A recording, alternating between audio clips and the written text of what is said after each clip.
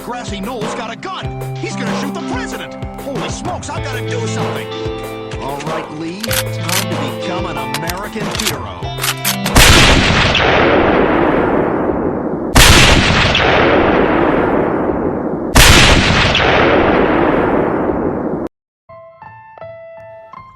Darkmyths.org and Neopolis Media Group proudly present to you the Lone Gunman Podcast, featuring your host, Rob Clark, where research comes to shine and myths come to die. Stay tuned. Be right there.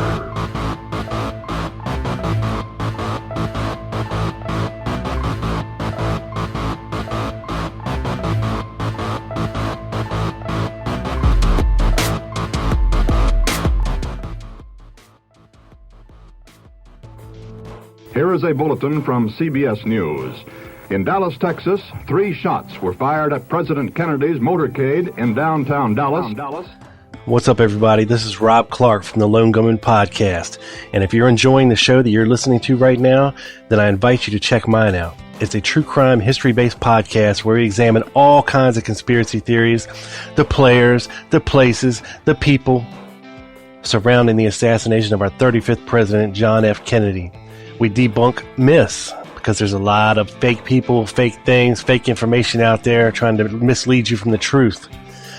Does this sound like an assassin to you? Sir, I work in that building. Were you in the building at the time? Naturally, if I work in that building, yes, sir. Back up, man! Come on, man. No, they're taking me in because of the fact that I lived in the Soviet Union. I'm just a patsy. The famous words of Lee Oswald, I'm just a patsy. Was he innocent or guilty? Tune in and find out. Darkmyths.org. iTunes, Stitcher, TuneIn Radio, Spreaker. Thank you. What's up, people? Episode 122. This is the Lone Gunman Podcast. This is your boy Rob Clark. And this show is featured as this month's podcast for the Dark Myths Collective. But, instead of just pimping myself, I would encourage everyone out there that if you enjoy this show, you can find a ton of other great podcasts over at darkmyths.org. You can head over to tlgpodcast.com and I will put up a link that will take you directly there. All you have to do is click it. You don't have to remember it, but darkmyths.org, that is the podcast collective that I'm a part of, and they support me, and I ask you to support them. There's a ton of great shows over there, whether you're into fiction, true crime, history, fantasy, the strange, the unusual, legends, myths, mythology. Tons of great shows over there for you to check out at darkmyths.org. All right, today, people, as part of the continuing Welcome to My Show series, I encourage everyone, there is 121 other episodes in the archives available for free on iTunes and at Spreaker.com, which is my hosting site. And I would encourage everybody, to pick and choose. You don't have to listen in order. There is no chronological order to this show. It's just different subjects at different times. The last show I did, 121, was called The Primer. It gives you a brief overview of the case and why it's interesting to talk about. Now this week, we're going to be debunking a myth. That's right. It's part of the show. It's what we do here sometimes, and sometimes it's necessary to do because you get a lot of people standing up on soapboxes, claiming that they've solved the case and that so-and-so was behind it and so-and-so was shooting and so-and-so did this and so-and-so did that. Look, I'm here to tell you that for every theory out there, there's 10 people waiting in line to debunk it. The question is, who has the evidence? Who has the documentation? Who can prove what they're saying? Okay, I need more than a story. Like I said last week, it takes a little bit more than a story, a little bit more than maybe one person's supposed firsthand account of things, for me to buy into and believe and support and proliferate a version of events when it comes to the assassination. And this week we're going to be talking about the involvement or supposed involvement of George Herbert Walker Bush. Former President George Herbert Walker Bush. Former big swinging dick of the Republican Party, Mr. George H.W. Bush. Former CIA Director George H.W. Bush. Former Vice President George H.W. Bush.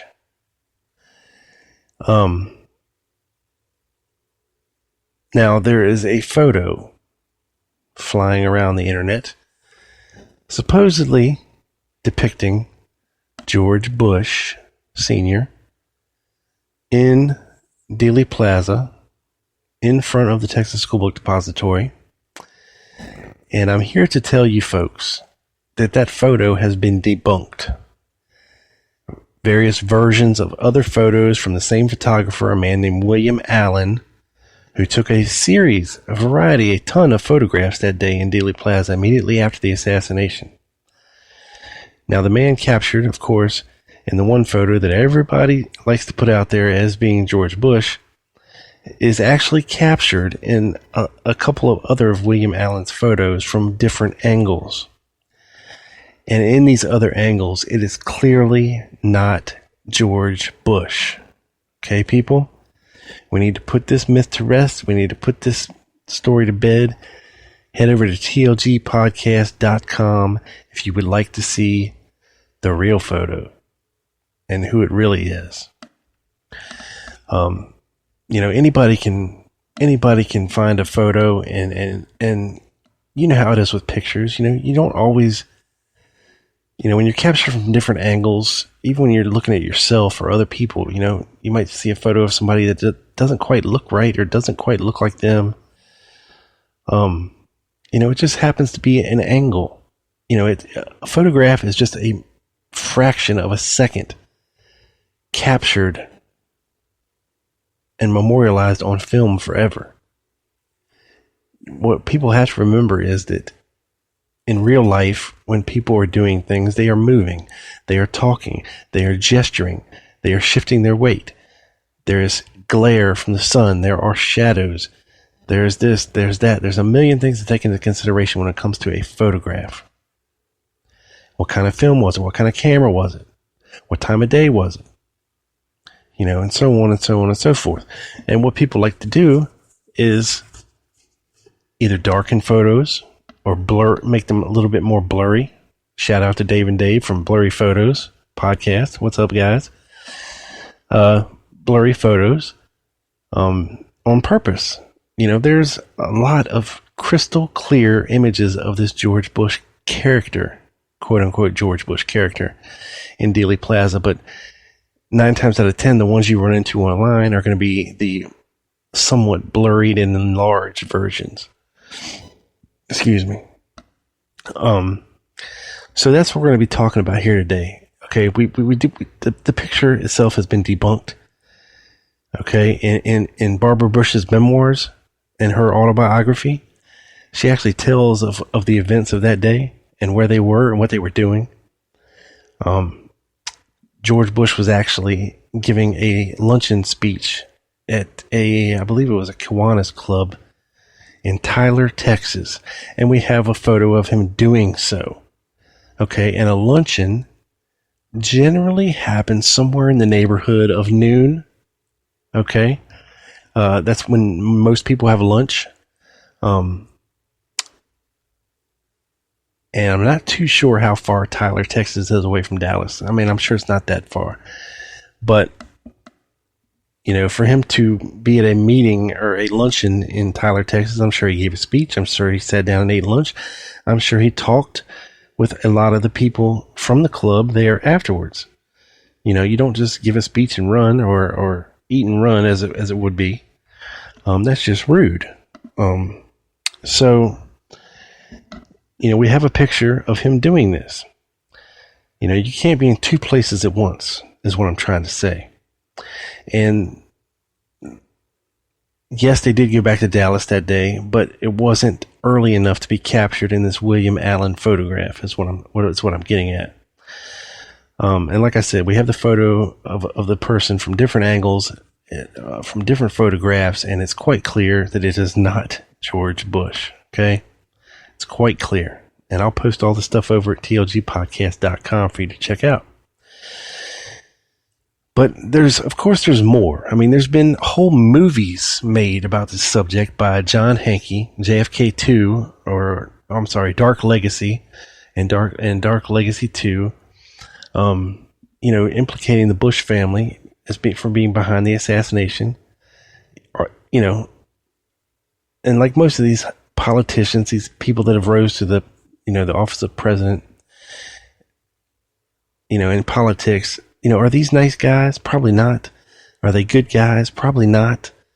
But when it comes to implicating someone in the murder of a president, you need proof. Just like Lyndon Baines Johnson. Was he a bad guy? Yeah. Did he have a motive? Yeah. I mean, he's vice president, Kennedy dies, he's president. Sure. But you need proof. Proof. And we're going to dispel a myth here today about George H.W. Bush being involved in the murder of President Kennedy. And there's a lot more to it than a picture in Dealey Plaza. There's a lot more to it than a picture, a blurry photo that's been colored by Richard Hook saying that George Bush is in a window in the Dowtex building, being a spotter for a sniper. I mean, it's just ridiculous stuff like that. And this episode started off as it was supposed to be about a 10-minute hit session for Ridiculousness of the Week, and it grew into being the whole damn show. So join me if you will.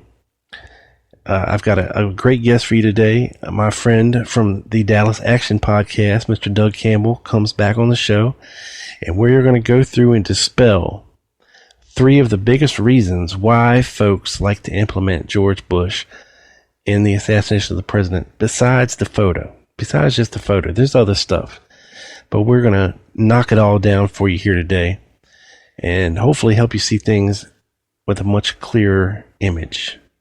So without further ado, here is my buddy Doug. Check it out. All right, people. You know what time it is. It's time for Ridiculousness of the Week. And for those folks new to the show that are just checking me out, who listen to fellow Dark Myth shows, I do a segment. I try to do it every show. It doesn't always happen, but The week. and we try to dispel some of the myths and expose some of the just ridiculous ideas that some people attribute to the Kennedy assassination. Ridiculousness Today of is the a week. very, very fine example of just that. Because I'm sure, even if you're not too familiar with the Kennedy assassination, that you might have heard the rumors of George Bush either being in Dealey Plaza that day, or you might have seen a picture that looks like him, or you might have heard some various rumors of his ties, maybe being behind some things. Well, today we're going to dispel some of these George Bush-centric myths. And I thought, who better than the man himself who's been posting a lot of these myth-debunking posts on Facebook, the host of the Dallas Action Podcast, my friend Doug Campbell. Welcome to the show, Doug. Well, hello, my dear friend Rob. What is up, my man? I'm pumped. Good, me too, brother. I mean, it's been a couple months since I last talked to you, and this is we've touched before on the photo, of course, of George Bush and Dealey Plaza. We've dispelled that myth completely and totally, and now we're going to get into some other things. We've got some FBI documents. We've got some hearsay for some pretty big names. We've got attributions of different folks about certain things that George Bush may or may not have done or been involved with. So let's jump right into it and start dispelling some of these myths. I'm ready, man. What about you? I think you tell me if I'm wrong. There are two. Well, there's three. There's three big, giant pieces of quote unquote evidence that people hold up and go, see, George H.W. Bush was involved in Dallas. And I'm not talking about the photograph, because you pretty well shot that out of the water a couple of years ago, didn't you? Yes, sir. Yes, sir. Rob did it. And but the other three are the FBI report. Now, this was the report Hoover sent to somebody and said the FBI was liaising with someone with the CIA named George Bush to gauge the reaction of the Cuban exile community in Miami on the assassination that weekend. Is that right? That's right. And just a couple small problems that could be wrong with this so-called FBI memorandum from Hoover. Back then, everything was typed, dictated, this, that, and the other. I mean, and not to say that George Bush is a common name like John Smith or anything like that. And people have done some research on this. There were other folks named George Bush who did work for the CIA that we know of. It could have been George Rush. It could be a typo. Any number of things here. And it doesn't necessarily mean that this George Bush is that George Bush. It may very well have been a pseudonym, too, because, I mean, you hear about people like Howard Hunt, the Watergate burglar that a lot of people tie into the assassination, and David Atlee Phillips, who was chief of Mexico City Station for the CIA. They had 5, 6 pseudonyms at a time that they used with different people. So, it's a lot of names for a lot of agents, and who's to say that, somebody in the office didn't say, okay, George Bush, here, give him that one. Right. And another not thing saying is, that happened, but it's possible. Is how would Hoover know who was a CIA agent and who was not?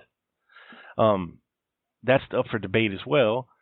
But separate from that, we have absolutely zero documentation, paperwork, or anything that George Bush, the former president of the United States, was with the CIA in 1963. We have absolutely zero documentation or proof whatsoever. And people say, well, he was the director of the CIA for 1 year in 1974. He could have cleansed everything and got rid of all these records, this, that, and the other.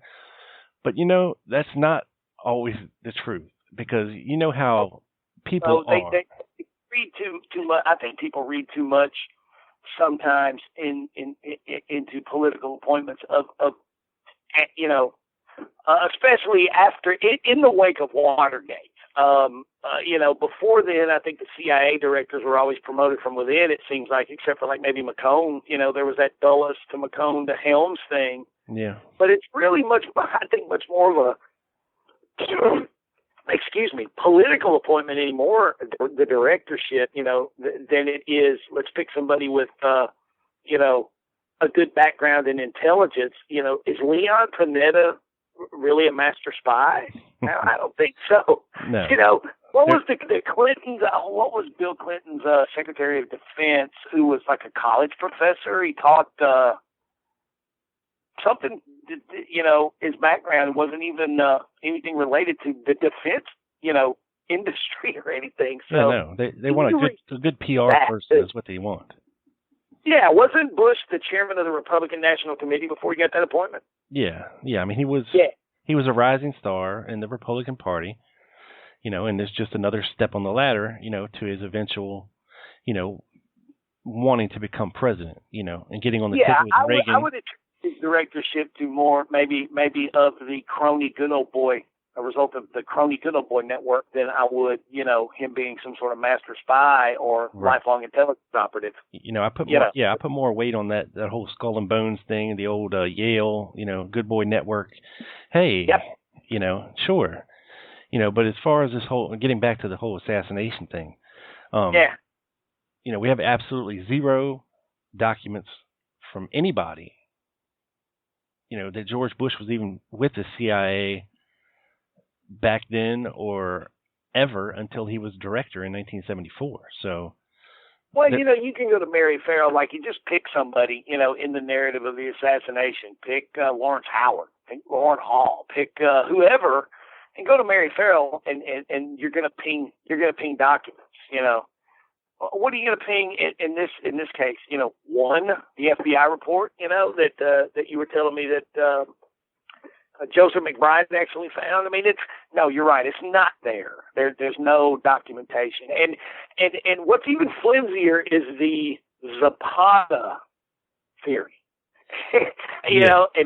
That I think that's probably the ridiculousness du jour. That's the big one we wanted to hit and kind of try to dispel tonight. No, my friend. Yeah. Now getting to Zapata. All right. The name Zapata, of course, stems from a Mexican revolutionary who was actually killed and betrayed by his own men. But he was a very revered revolutionary in Mexico in the early part of the 19th century, and very big in the Latin community, all over Latin America, actually. That's where the name, I think his name was Rolando Zapata. Now, there is what is it, a bay? It is the entire southeastern peninsula of Cuba. Okay. Is called the Zapata Peninsula. Now, the big Zapata theories amongst, I've even started calling them the Bushies, dude, is that one of the things they hold up, they say, well, the Bay of Pigs was called Operation Zapata. Right. George Bush's oil company was called Zapata Oil. Right. And this is something that people that want to believe is trumpet. Like it's at the very least they think it's suspicious. That somehow, and I think I've even heard it on Fetzer's show that he'll say it's obvious that the Bay of Pigs, the Operation Zapata, was named for George Bush's company because right. of evil George Bush. Well, you know what we have? We have primary source documentation right in front of me, Rob. We're gonna tell the story of how Operation Zapata actually got its name. Now, yeah. Well, let me throw this out there real quick too. Throw it out there, baby. All right, Zapata, of course, the revolutionary who was betrayed by his own men. The Bay of Pigs was mainly Cubans going back against Fidel Castro, the leader of their own country.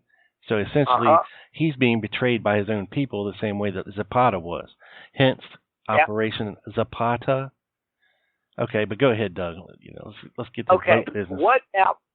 There's a frequent guest on your show, the author of Two Princes and a King, the researcher Carmine Savastano. And one thing I've picked up on Mr. Savastano from listening to you guys converse on your show is people call me notoriously hard to convince. I've been told that. I think he is, and this is to his credit, and I mean this as a compliment, he is even harder to convince than me. You know what I mean? Yeah. And let me see what I mean by that when I say primary source material or documents, like he preaches, and it's fine to speculate all you want. That's okay, but before you trumpet that it's absolute truth, like Operation Zapata, the Bay of Pigs, was named after George Bush's oil company, for instance. Find something in the primary source material. Give me a photo. Give me a document where it's written. Give me something I can put in my hand. Give me a handwritten note somebody made in 1961. Convince me with something tangible and real. And this is what we have here. What we have here is, it reads, and I'm going to read this is the cover sheet. This is a CIA historical review program released to sanitized in 1997, a formerly top secret internal CIA historical paper. It's a report that was submitted by a Colonel Hawkins. Is that right? Let me read that. Yes, Colonel J. Hawkins, United States Marine Corps, for the CIA in May of '61. It was like 2.5 weeks after the Bay of Pigs was when Literally 2.5 weeks. Matter of fact, I'll give you the exact date. It was controlled by Western Hemisphere Division, and it says date prepared 5 May 1961. So what is that? Maybe 3 weeks. So it's less than a month from the actual bad things. And the title of the paper is "Clandestine Services History: Record of Paramilitary Action Against the Castro Government of Cuba, 17 March 1960 through May of 1961." So this is formerly top secret internal report that the CIA prepared, not for submittal to the White House, not for submittal to Taylor, who did basically the same thing for President Kennedy, right? Right. This was their own internal. Here's what's been happening with Cuba, and it's an interesting document because they go right down to the number. How many successful raids? How many oil refineries were blown up? How many? And it's amazing when you read the totals about how many sugarcane fires they set. And we'll post all these over on tlgpodcast.com for you to read for yourself too. But we're going to cover them here. So. Yeah. Okay. Well, back to Bush and Operation Zapata, and like I say, it's one of the big sort of 3 pieces of evidence, along with the FBI report and the boats, which we'll get to in a minute, that people hold up. Zapata Oil, George Bush, future director of the CIA, Operation Zapata. Well, here's the thing. Okay, the first thing we're going to read from is this is in the paper, and and like I say, I'll send it to you. This is number 11, and this is in the Bay of Pigs. Whole thing, and this part is headed "Position of the Department of State in regard to the Trinidad Plan." Okay, so what is the Trinidad Plan? The Trinidad Plan was the original geographic proposed landing site for the Bay of Pigs. This was a number 1 plan that the CIA prepared for, landing in Trinidad. It's a geographic reference, therefore it was called the Trinidad Plan. The Secretary of State and the Assistant Secretary of State for Latin American Affairs consistently opposed the Trinidad Plan on the grounds that the operation would have the appearance of a U.S. World War II invasion and would be too obviously attributable to the United States. Says Secretary Rusk and Assistant Secretary Mann objected in particular to the conduct of any tactical air operations. So right away, Rusk, and who I assume had Kennedy there, they didn't want him to do any air operations, right? And that's going to be important in the naming of the operation later. So later on, we've got this. What happened then between March 13th and 15th of 61. And this is like right at a month before they're getting ready to go. They've planned all this time, the CIA allegedly, and we'll get to that too. They've planned to land in Trinidad. They have the Trinidad plan, but they got a problem, and the problem is the airplanes, the bombers, the B-26s. It says during the period 13 to 15 March 61, the paramilitary staff, pursuant to verbal directions from the Deputy Director of Plans, that's Bissell, conducted an intensive study of possible alternate sites in which a landing could be made in such a way as to satisfy the limited requirements mentioned in the preceding paragraph, which was the tactical air, right? The problem was, according to this, they didn't have in Trinidad anywhere near an airstrip internal to Cuba that they could seize, they would be able to use the B-26s from a base within Cuba. You know what I mean? It's telling them is they're telling Bissell and they're telling Dulles, unless you got an airstrip in Cuba that you can use, to fly these sorties with your B-26s, it's not going to work if you're trying to fly them all the way across the Gulf, Right.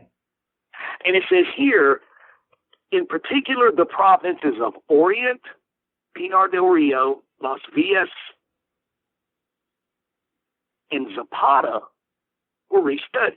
As a result, the paramilitary staff concluded that the only airstrips in all Cuba capable of supporting B-26 operations, which the Cuban Air Force could, the Cuban force could have any hope of seizing and holding, were the airfield, or a new airfield at Playa Girón, Bay of Pigs, the Zapata Peninsula. So what happened, they ended up with 3 plans, okay? The Preston area, 3 alternate plans. They got the big Trinidad plan. They come up with 3 alternate plans. The Orient plan, the Las Villas plan, and the Zapata plan. Yeah. All right? It was recognized by the paramilitary staff that the first 2 concepts mentioned above did not satisfy the requirements for the B-26 airfield, and therefore could not have been executed within established policy parameters unless attempted entirely without air support. The paramilitary staff advised higher authority within CIA at this time, as it had consistently done in the past, that no amphibious operation could be conducted without control of the air and adequate tactical support. These 3 concepts, by Bissell's order, were then sent. Where do you think they were sent, Rob? Dulles? Probably. No, by General Gray and a special group from the Joint Chiefs of Staff. Uh-huh. Uh-huh. Their assessment, as approved by the Joint Chiefs of Staff, was that of the 3 alternative plans evaluated, the Zapata plan was the best, but that none of the 3 alternatives was as militarily feasible or likely to accomplish the objective as the Trinidad plan.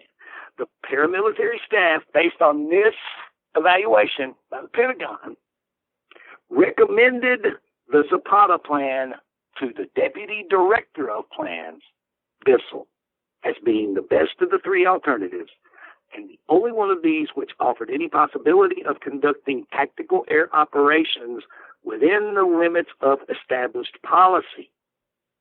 The Deputy Director of Plans was advised, however, that some way would have to be devised to knock out Castro's Air Force before this or any other landing was attempted. What that tells us is they had the Trinidad plan. They had the Orient plan, they had the Las Villas plan, they had the Zapata plan. They went with the Zapata plan. It was a geographic reference to the area of Cuba where they landed. All 4 plans were named after the geographic area. It's a plan, ladies and gentlemen, until 0 second when somebody clicks the radio and says, go. Then it becomes an operation. Thus, the Zapata plan became Operation Zapata based on the geographic reference, not the name of an oil company owned by some dude in Houston.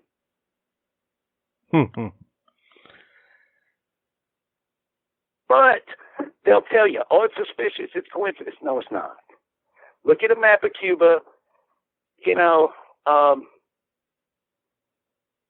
the word Zapata, it's huge. I mean, it can't be any more obvious. To me, it's obvious when you look at a map.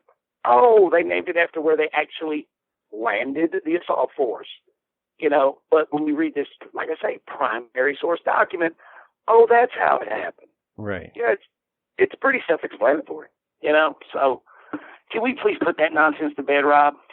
I think we can, and I think that was a very well-explained reasoning for naming the Operation Zapata. It was part of, 3 plans, and the one they decided to go with was the Zapata plan, which turned into Operation Zapata.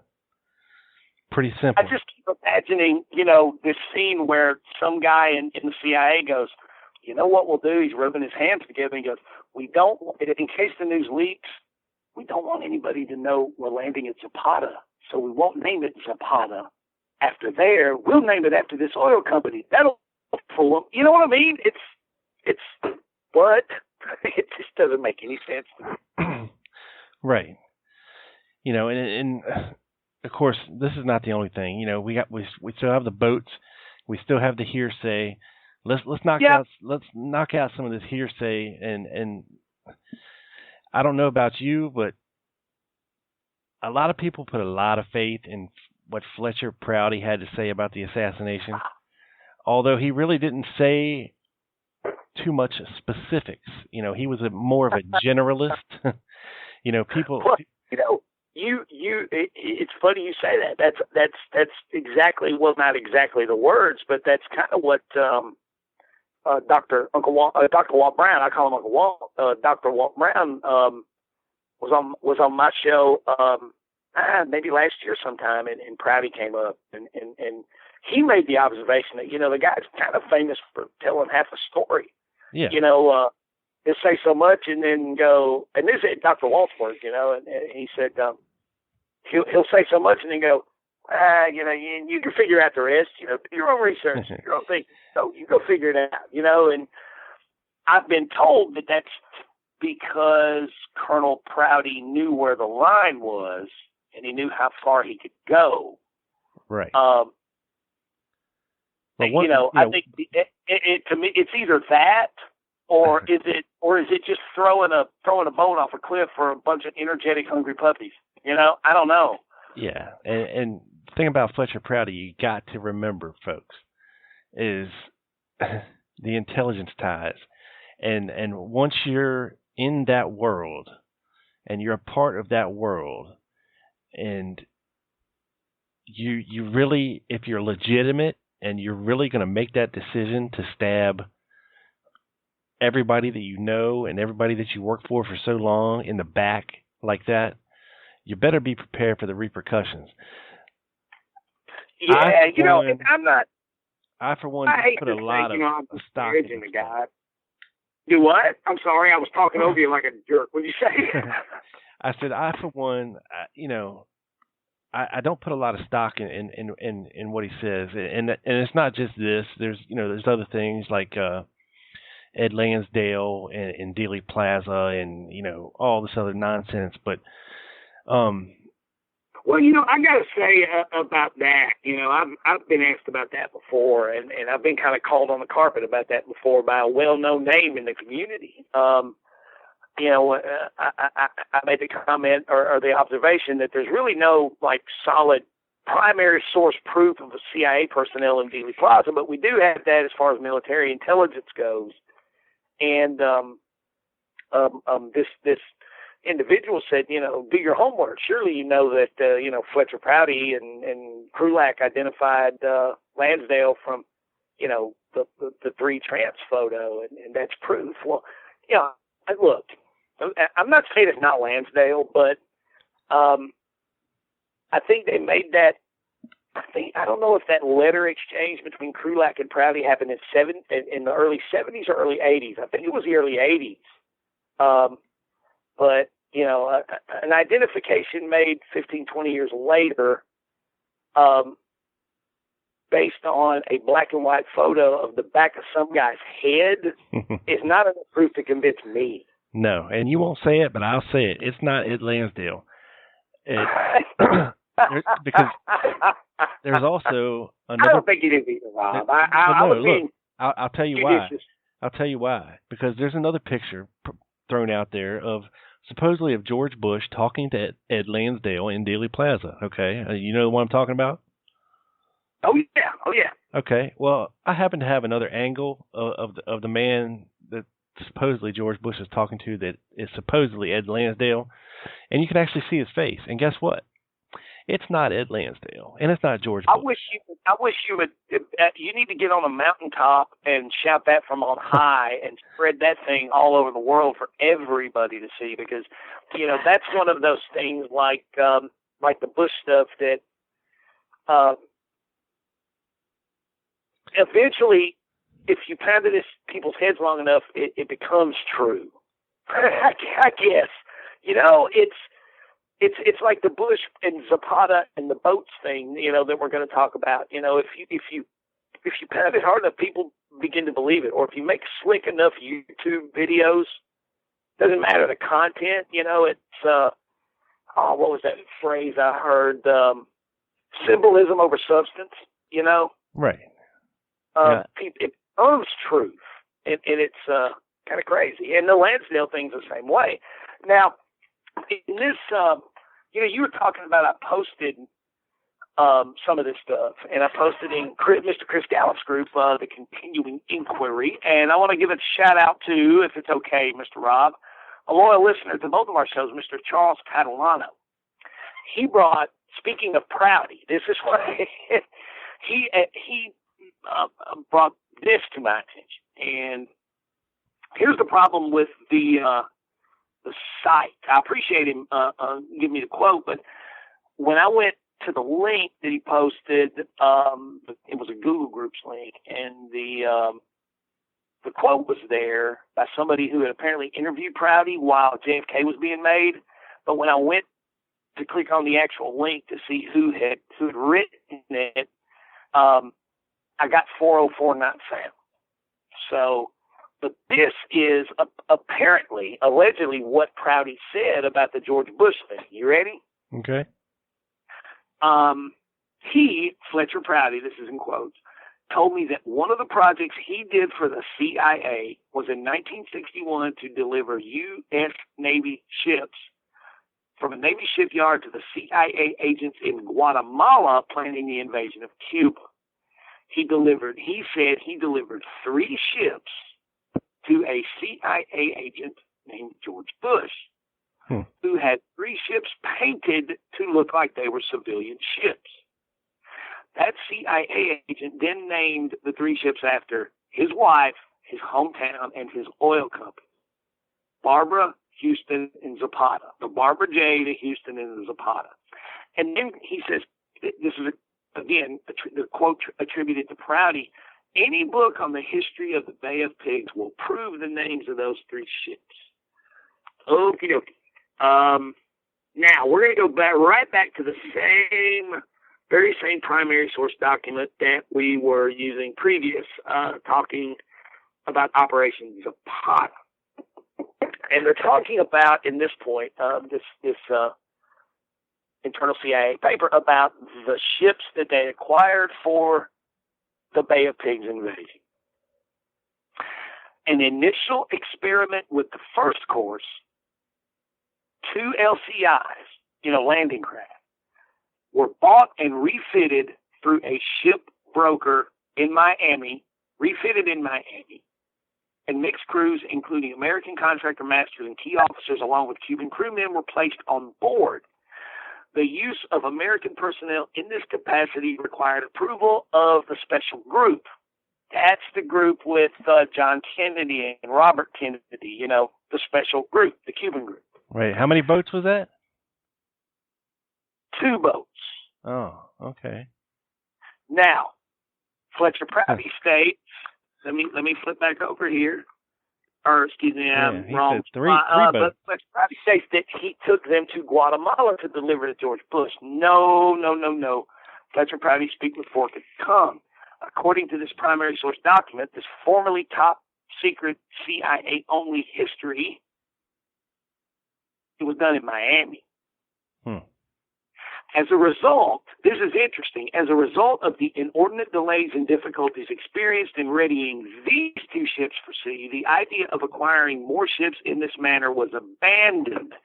The next thing they did is they went to a guy, Mr. Eduardo Garcia, a Cuban exile, wealthy. Him and his brother and his father owned a shipping company that was actually incorporated in Panama, and he chartered 5 ships to them, including 2 1,500-ton motor vessels and 3 2,000-ton steamships. All these were refitted in Miami also. And then later, 2 additional ships were chartered from the United Fruit Company for follow-up delivery of supplies and equipment after the assault phase, when they had a safe lane in, because they were not refitted. The United Fruit ships were going to be supply ships. So no, they did not get 3 boats. They did not deliver the 3 Navy boats to Guatemala. To Guatemala, they went to Miami. And the big thing that the Bushies will point at is allegedly they were called the Barbara J, the Houston. And I guess that comes from Prouty, right? Yeah. Right. Okay, so, and again, thanks, Charles, for pointing that Prouty link out, because that's interesting. I did not know that the ultimate source of that was Prouty. This is news to me. What was I saying? Oh, so the boats. Well, I'll bet you, Rob, and I don't have the time or the inclination to do the research, but I'll bet if you were able to say, okay, you know how it's like cars. When you register cars, they register in your county, right? Right. All right. How many different counties do you think have bays and piers and docks and whatnot? If you were to go from, say, Houston, follow the Gulf Coast, doing all this research, all the way down to the tip of Florida, hang a left, go up the coast of Florida, up the Atlantic coast, say follow the eastern seaboard of New York City, and find out how many boats between Houston and New York along that coast were registered under the name Houston or Barbara. I mean, it was a pretty it was a pretty common female name back then. To name your boat after a woman, first of all. Exactly. I'll bet you there were literally dozens and dozens of boats of all shapes and sizes, from some old man that paddles them out in his little skiff into the Louisiana Gulf to get his crab traps to oil tankers. You're probably going to find some named Houston. And the thing about the Barbara J, well, this other boat was called the Barbara J. He named it after his wife. What they don't tell you is that Barbara Bush was born Barbara Pierce. Yeah. There's no middle name on her birth certificate. No, The woman didn't have a middle name, much less a middle initial. Her mother and father weren't named Barbara, so she's not a junior. No. So where did the J come from? So there's, and the point that I like to make about that is, back to the primary source stuff with the boat things. All right, even if, like Fletcher Prouty said in his quote that I can't attribute to anybody, I'm sorry about that, but any book or study on the Bay of Pigs, he says, will prove the names of these boats. That's all well and good. Now prove they were George Bush's, or prove you gave them to him. Right. The fact that you can prove that a boat named the Houston and the Barbara existed during the raid does not prove that George Bush had a damn thing to do with it. Nope. And anything beyond that is speculation. And if you stand up and you yell at the top of your lungs with nonsense websites that your speculation is truth, it's because you want it to be true. Exactly. And that's exactly the kind of thing that, folks, that you're going to run into if you're going to start looking at the Kennedy assassination. Yes. What we're talking about here is a popular theory that George Bush was behind the assassination, and this is what proves it. Okay, now we have just annihilated 99% of that theory for you in the past half an hour. I'm not saying he's not a bad guy. I'm not saying he's not a bad guy. And you know what? I think that people look at him as sort of a Darth Vader kind of figure, and it's justifiably so. But yeah, it's like the Ted Cruz thing. Suddenly it took 36 hours for the YouTube warriors to. Suddenly, it's absolutely true. It's absolutely true. It's canon. It's carved in stone. And what? Yeah, and what we're referring to here is the whole Ted Cruz having to drop. They say he dropped out of the race because his father was in New Orleans and was working with Lee Oswald and the CIA and all this other nonsense. And I dispelled that rumor a couple of months ago, and it's been thoroughly dispelled by good researchers. Effectively. Yeah. Even down to comparing his height and this, that, and the other. I mean, it's been debunked 30 ways from Sunday. It's not a true story, but once people get their claws into it and it hits the tabloids, and there's not much he can do about it except deny it. And here we go, because most people don't have the wherewithal to actually look any further than just hearing about it on the news or reading it in the supermarket on the front page of the Inquirer. That's their research capability, and that's what they understand. That's what they see. That's what they hear. That's what people are talking about, and they don't look any further. What I'm encouraging, And unfortunately, there's a large segment you were talking about. You know, they stop at the tabloid. There's a large segment of people, unfortunately, that stop at YouTube. Yeah, that too. I mean, because for every popular JFK assassination theory out there, you'll run into, you know, a mob of people who back that theory, support that theory with whichever kind of kernel of nugget of possible truth or speculation that they can find to support their said theory.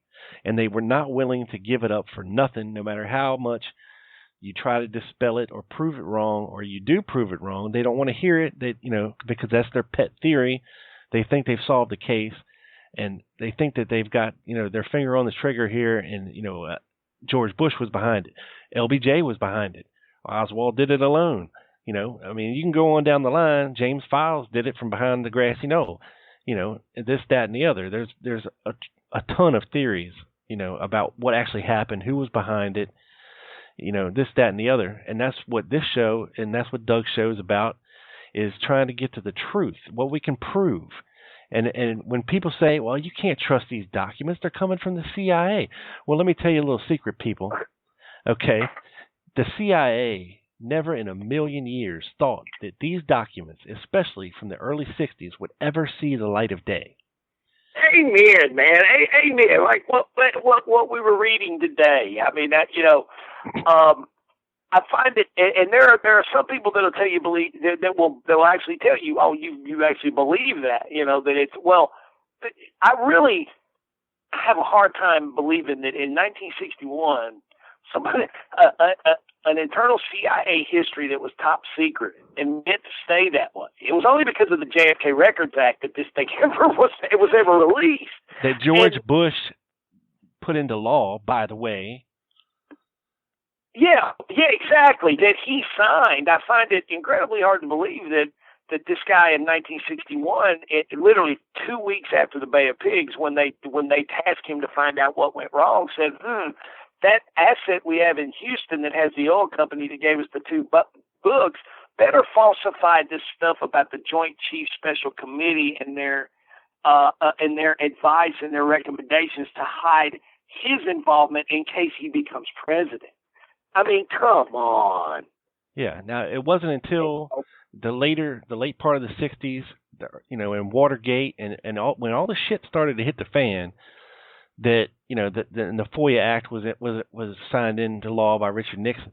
You know, it wasn't until then that they kind of figured out, well, hey, maybe we better, you know, chill out with all these internal documents and top, you know, because we don't know what is going to be able to get out there after all this. But whatever happened in the early 60s, whatever pertains to the Kennedy assassination, whatever pertains to their operations, you know, in the early 60s, mid 60s, you know, you can pretty much trust the documentation because they never, ever in a million years, you know, they were so arrogant and they were so autonomous that they never thought that they would be called to the carpet and have to produce any of these documents for anybody for any reason. You know, this is internal CIA shit and nobody's ever going to see it, is what they thought. And if you don't believe it, if you guys don't believe it, go to YouTube and find Richard Helms's testimony to the House Select Committee on Assassination, because they got into talking about the CIA Castro Mafia assassination plots, pretty heavy. And what they were talking about was the 1967 internal CIA history of those Mafia/CIA assassination plots. LBJ wanted to know what the hell went on with that, right? So he told Helms. Helms commissioned this report, and it is full of so much embarrassing stuff about, you know, just this clown show, Keystone Cops thing that was this plan they entered with, you know, with mafia elements to assassinate Castro, and how everything went wrong. And Dulles, not Dulles, but Helms, they're quizzing him pretty good on his HSCA testimony, and he flat out tells them, you know, this, as far as this declassified thing, that if I thought it would ever go public, I would have had the lawyers sanitize it heavily. Boom. And he tells them this, testifying to the House Select Committee on Assassination. If I knew this stuff was ever going to go public, it would never read like it does. And he straight up tells them that, Yeah, because, I mean, if you think about it now, I mean, if you try to get documentation from the CIA about anything that happened recently, such as 9/11 or anything, recent, good luck. Because, they've either changed their system or they've smartened up how things get released to the public or things like that. But, when we're talking pre-1970, all bets are off the table because, all this stuff they never thought would see the light of day. Of course, things change, times change. And, the process, I think they just reformed the FOIA laws here recently because, we're still not getting what we asked for when we asked for it, and supposedly we're supposed to have all the JFK records released by the CIA by next year, which is September 2017 or October in 2017. Yep. October next year. That's when they have to do it by. Okay, they could have done it any time in the past 25 years. They want to wait to the very last possible minute to make sure that their ass is covered and that, they're going to release what they're going to release. And how do we know we're getting it all? We don't. I'm sure there's a team of folks over there pouring through documents for the past 20 years.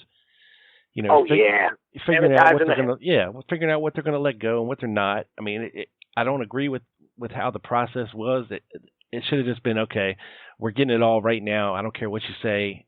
Give it up. A few months ago, Rob, I can't remember who it was, got a hold of the list of the documents that they're still holding. And was it 3,100 or 1,700? I can't remember. Yeah, I know what you're talking about. Yeah. And the people new to, like you said, you got maybe some new listeners checking your show out. And the people newer to the case, you got to think about this. That's 3,100 documents. Okay, that sounds like a lot. Or maybe 17. I can't remember what it was. Let's just say it's 1,100, right? Or was that it? Was it 1,100? I think that's right. I can't remember. But that's documents. And a document does not mean a page. It can mean 100 pages. It can mean 500 pages. It could mean 1,000. When we talk about a document, like I'll give you for example, I found an internal declassified CIA history paper I stumbled across last week they wrote it. I want you guys to understand that the CIA wrote this for themselves in 2007. Now it's declassified. It's called Eagle and the Swastika, the CIA and Nazi Germany. And it's all about, it's list, but Rob, it's 600 and something pages long. It's a book. Yeah, it's a book. And that's one document. And I've even heard that, the Oswald files alone that they have still, I think I've heard that it's 9 4-drawer file cabinets full of paper. Yeah, it's probably 2,000 pages easy, if not more. And we should have had all this stuff so long ago. I mean, they should have just made them come off of it. They're waiting for people to die, and Yeah.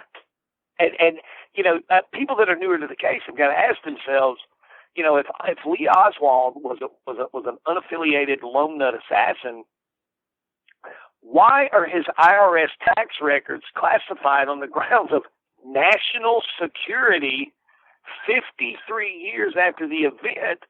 Not only that, but 18 years after the end of the Cold War? Yeah. What national security could there possibly be attached to Lee Harvey Oswald's tax records? I'll tell you what, they don't want you to know who's paying him. Right. Because, he did a lot of questionable things, like leaving the military early to defect to Russia, on the turn of a hat. Well, the thing about it is, dude, it doesn't matter how deep in how deep cover you are as a spy. You know, everybody's the same in this country, baby. The IRS is going to get theirs.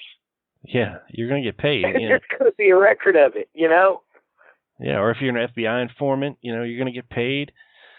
You know, there's a ton of stuff. You know, now I realize, you know, that some of these assets or informants, you know, likely would have gotten paid in cash, I'm guessing.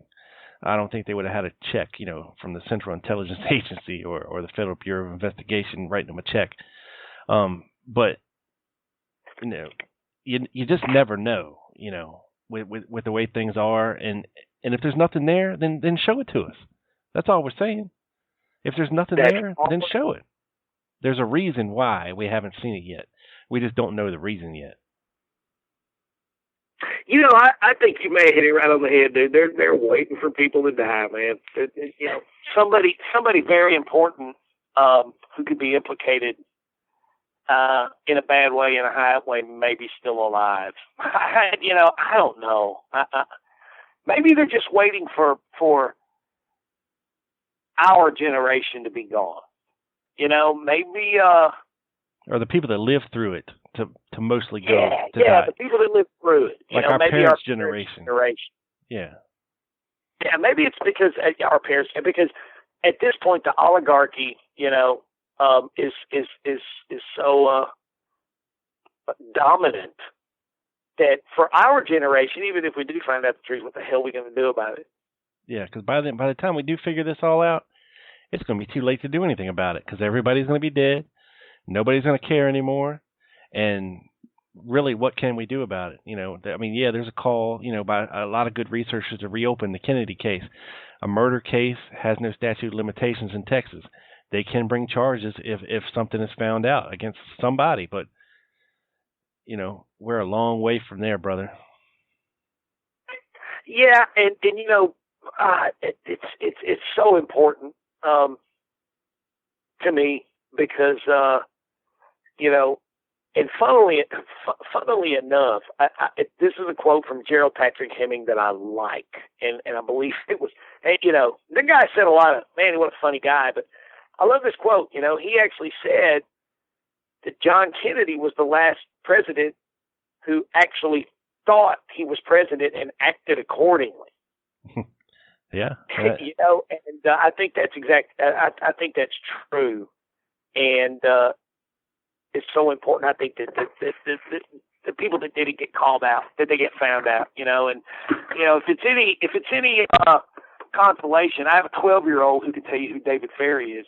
So you know, I'm passing it down. Yeah, my kids know too. So. You know, I mean, and things like this, you know, people wonder why we're still interested. Well, you know, it's the greatest murder mystery of all time if you don't believe the official story that you've been fed. And a lot of people do not because, you know, there's just not enough evidence to support the fact that Lee Oswald was the lone assassin of the president. And, you know, this is why we're still looking. You know, this is why we still care. You know, it's interesting to us. It lays the groundwork for what has been going on in this country for the past 53 years. And you can see the evolution if you're inclined to actually look. I mean, good God, look at where we are now. Who the fuck is going to be the next president? I mean, Hillary Clinton or Donald Trump? I mean, really? You know what I'm saying? Like, it doesn't even fucking matter who is president anymore. You know? Oh, man, it's like you're the presidential election. It's almost like a Batman comic. You know, you're having to pick between Two-Face and the Joker. Yeah, and both these dummies, Hillary Clinton and Donald Trump, are just pliable lumps of monkey shit that mean nothing. You know what I'm saying? They're absolutely nameless, faceless piles of human skin and bones, and they mean nothing. They have nothing. And Donald Trump thinks he's going to change to come in here and start building walls and doing this and doing that. Well, Congress ain't going to let him do that shit. Okay? You know, he can't just come in here and start making all these, presidential orders. I'm going to do this and I'm going to do that. Well, you heard what Barack Obama and all his hope and change nonsense, and what's he do? Not a damn thing, but make things worse. You can't believe a thing that these people say. And like you said, the last real president who thought he was president, who was trying to do shit on his own, was John Kennedy. And that's the truth, whether anybody out there likes it or not. Every president since John Kennedy has either been part of the old boys club or has been, well, beholden to others, I should say. And if you make it through politics to the stage to where you're running for president, you already owe at least 50 people in your back pocket that got you where you are. And that's who makes the policy. That's who tells you how things are going to go. That's what corporations who've given you money, you have to answer to them now. If they want something done, you got to do it. This, that, and the other. So, yeah, I mean, we're getting to the point now where it just doesn't even matter who's president anymore, honestly. I mean, it really doesn't. It's just a figurehead, a handshaker, a gossip, a reason for the tabloids. That's all it is. It's just a distraction. And I encourage everyone out there to look just a little deeper when you hear something about who's behind the Kennedy assassination. If you hear George Bush, if you hear Lyndon Johnson, if you hear, James Files, if you hear the name Judy Baker, I was Oswald's girlfriend and this and that.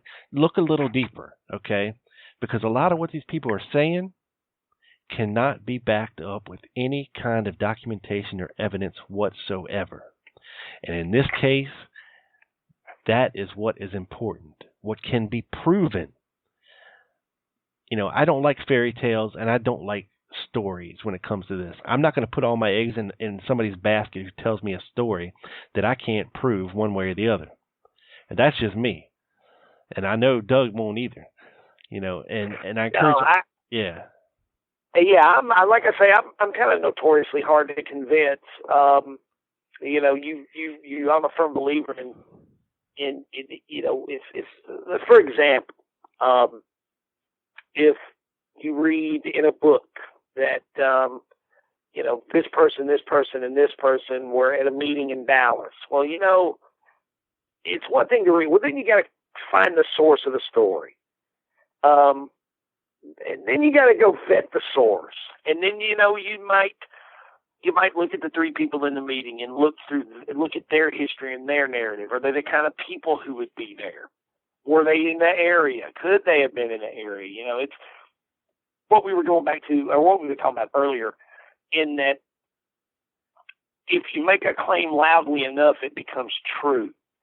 And people will start factoring in that speculation into their own critical thinking with absolutely no proof. Well, but this can't be true, and ooh, that Bush had to have been involved. So that, you know what I mean? It's really unfortunate, Yeah, or ooh, that Lyndon Johnson had to be involved, or yeah, on down the line. It doesn't matter. It's just you got to do critical thinking and analysis, just like the name of a great. I've become such a speaking of hard to convince, here lately, and I know you and I have talked about it, I've become more and more and more and more of what I call a conspiracy minimalist. Occam's razor. The simplest explanation is probably the best, and or probably the truth. Another quote I like is Sir Arthur Conan Doyle, who wrote the Sherlock Holmes books. I think it's in A Study in Scarlet. He said, it's what you were talking about. Dig a little deeper. Don't just believe it, like with Judy Baker and this and that. What he says, when you've eliminated the ridiculous and the impossible, whatever's left, no matter how improbable, must be true. Yep. Baker and the doorway and the George Bush stuff, they fall under the category of ridiculous to me. So, and they are the subject of a lot of ridiculousness of the weeks here, believe me. Oh yeah. Wow, man. This was going to be like 10 minutes when you called. Hey, it's the whole damn show. There you go. Nothing wrong with that. The whole effing Nothing wrong show. with that. We do it all the time, man. Doug Van Dam. There we go. Well, hey man, do you want me to give out all the links and whatnot, man, to the thing there? Hey, yeah, and tell people where they can listen to your show at too. Yeah, that's what I can't remember the website. I'm trying to call it up now. You would think I would have maybe done that previous, but I'm not that smart. Yeah, it's the Dallas Action Podcast. Started up the very same week as the very fine Lone Gunman Podcast in May of 2014. People can listen. It's I call it the just like yours. I call it's evidentiary analysis of people, places, things, events, and ideas within the narrative of the assassination of John Kennedy. The Dallas Action Podcast. People can listen or download the entire show archive, which is 89 episodes now, at www.spreaker.com/user/7338953. Spreaker.com/user/7338953. The same fine podcasting host site that the Lone Gunman originated from. You know what? People out there, you can get the Spreaker app, Spreaker Podcast app, and just search for the Dallas Action or the Lone Gunman there. You'll find it. That's right. And you can also find me at where we're carried by the Tangent Bound Podcast Network, which is tangentboundnetwork.com, as are you. Yes. And the Wicked Radio Podcast Network at wickedradio.com. So that's where you can find and listen to the Dallas Action, and follow us on Spreaker, or there's the Dallas Action on Facebook. We're there too, and you can. Hopefully, I'll have a new episode uploaded sometime this weekend. I'm kind of planning on it, but yeah, man, check us out. Listen up, it's fun. Yeah, and you can hear Doug on Stitcher as well, and me too. And what's that other app that was just? It's a podcast. Satchel Player. How can I forget? Player, I'm into that. Yeah, it's another podcast app called Satchel Player. I apologize to those guys. They picked the show up recently. It's new. I keep forgetting. Well, I've only done one show since they added me. But all your shows should be there. They'll show up in the feed. But yeah, so we're everywhere. All you got to do is get on Google and search for the Lone Gunman or the Dallas Action. We will pop up. I promise you that. You'll find us. And we almost always pop up together. Yeah.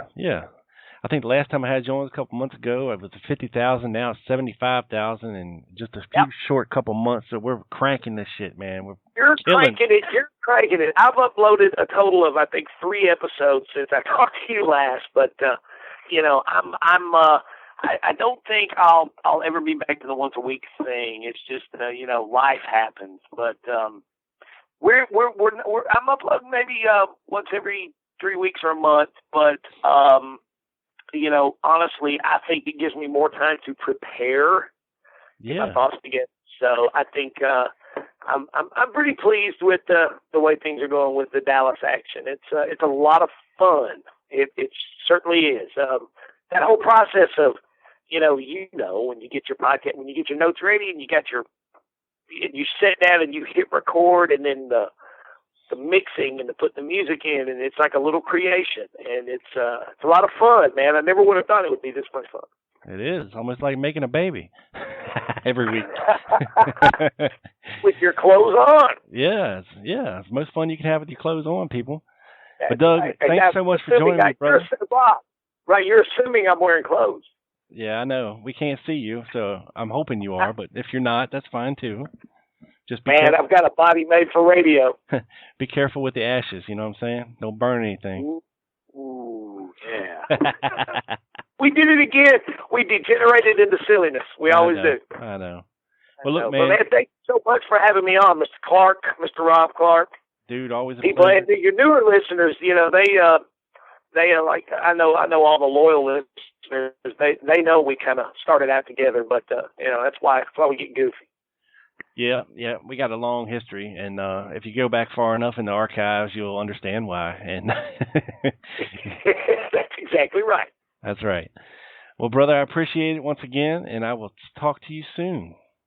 You are the man, Rob. Thank you, sir. Hey, thank you so much for joining me, Doug. You hang on for me. Folks, head over to tlgpodcast.com. I'm going to post up some of the documents that we talked about here today, and I'll post that debunking Ed Lansdale in Dealey Plaza photo if I can find them. I got to dig through my little photo archive, see if I can find them. It's like trying to find a needle in a haystack. First, send them to me, because I really want to see that. All right, yeah. Yeah, I got to find the needle in the haystack first, and then I'll shoot them your way. Boom. And also, check out darkmyth.org, people. It's a podcast collective, and if you like this show, then you will love the shows over there. I'm talking true crime, history, fiction-based podcasts. We've got horror, mockumentaries over there. We've got original fantasy or orations over there. I mean, it's tons of stuff over there. Guys are killing it. I'm the featured podcast this month. But trust me, a lot of great stuff over there. I'm talking paranormal, the strange, the weird, the unexplained, all kinds of crazy shit going on over there at darkmyth.org. Follow the link on tlgpodcast.com to get there. This sumbitch is in the can, beamed up the satellite down directly to your ears, people. This is your boy with my boy. Peace.